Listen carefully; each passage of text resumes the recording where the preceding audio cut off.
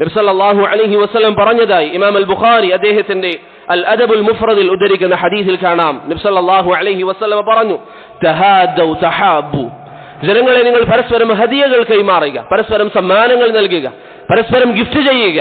തഹാബു, നിങ്ങൾക്ക് അത് കാരണത്താൽ മനസ്സിന് സ്നേഹമുണ്ടാകുമെന്ന് റസൂലുള്ളാഹി സല്ലല്ലാഹു അലൈഹി വസല്ലം പറഞ്ഞു.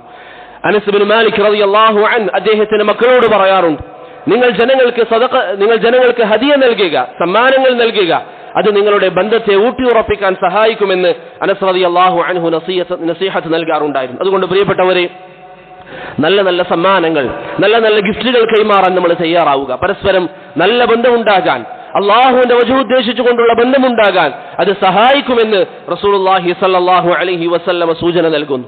അതുപോലെ മറ്റൊരു ഹദീസിൽ നബി സല്ലല്ലാഹു അലൈഹി വസല്ലം പറഞ്ഞു, യാ നിസാഅൽ മുസ്ലിമാത്ത്, മുസ്ലിം സ്ത്രീകളെ, ലാ തഹ്ഖിറന്ന ജാറത്തുൻ ലിജാറതിഹാ വലൗ ഫിർസന ഷാത്തിൻ, നിങ്ങൾ ഒരു അയൽവാസി തന്റെ അയൽവാസിക്ക് നൽകുന്നത് ഒന്നും നിസാരമായി കാണാൻ പാടില്ല.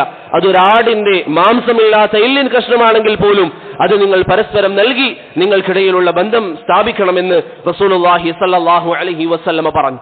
നൽകുന്നതിന്റെ വലിപ്പം എന്താണെന്നുള്ളതല്ല. ഇന്ന് ചില ആളുകൾ ഒരു സമ്മാനം നൽകാൻ തീരുമാനിച്ചാൽ അവന്റെ കയ്യിലുള്ള സമ്പാദ്യം തികയുന്നില്ല എന്ന് പറഞ്ഞ് അതിൽ നിന്ന് പിന്മാറുന്നത് കാണാം. അങ്ങനെയല്ല, നിനക്ക് ചെയ്യാൻ സാധിക്കുന്നത് എന്താണോ, വളരെ ചെറുതാണെങ്കിൽ പോലും അള്ളാഹുവിന്റെ വജഹ് ഉദ്ദേശിച്ചുകൊണ്ട് നാളെ റബ്ബിനെ കണ്ടുമുട്ടുമ്പോൾ അർശിന്റെ തണൽ എനിക്ക് ലഭിക്കാൻ, എന്റെ സഹോദരനുമായി നല്ലൊരു ബന്ധം സ്ഥാപിക്കാൻ ഇതെന്നെ സഹായിക്കും എന്ന ബോധ്യത്തിൽ പ്രിയപ്പെട്ടവരെ നാം പരസ്പരം ഹദിയകൾ കൈമാറുക.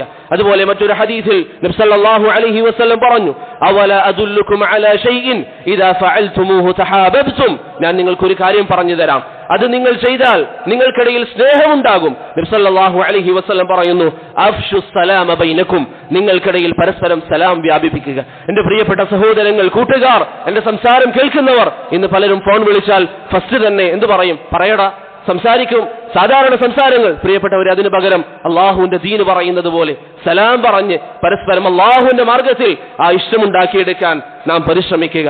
അള്ളാഹുവിന്റെ മാർഗത്തിൽ പരസ്പരം നാം ഇഷ്ടപ്പെടുക, അവന്റെ മാർഗത്തിൽ പരസ്പരം നാം വെറുക്കുക. അതിനിടയിൽ മറ്റൊന്നും നമുക്ക് തടസ്സമാകാൻ പാടില്ല. റബ്ബിന്റെ മാർഗത്തിൽ സ്നേഹിക്കുക എന്ന് പറയുമ്പോൾ പ്രശ്നങ്ങൾ ഉണ്ടാകില്ല എന്നതിനർത്ഥമില്ല. ഒരുപക്ഷെ പ്രശ്നങ്ങൾ ഉണ്ടായേക്കാം, പരസ്പരം എന്തെങ്കിലും തർക്കങ്ങൾ ഉണ്ടായേക്കാം. അങ്ങനെ വന്നാലും അള്ളാഹുവിന്റെ വജഹ് ഉദ്ദേശിച്ചുകൊണ്ട് അതിൽ നിന്ന് മാറാൻ, നല്ല ബന്ധം സ്ഥാപിക്കാൻ നമ്മൾ ശ്രമിക്കുക.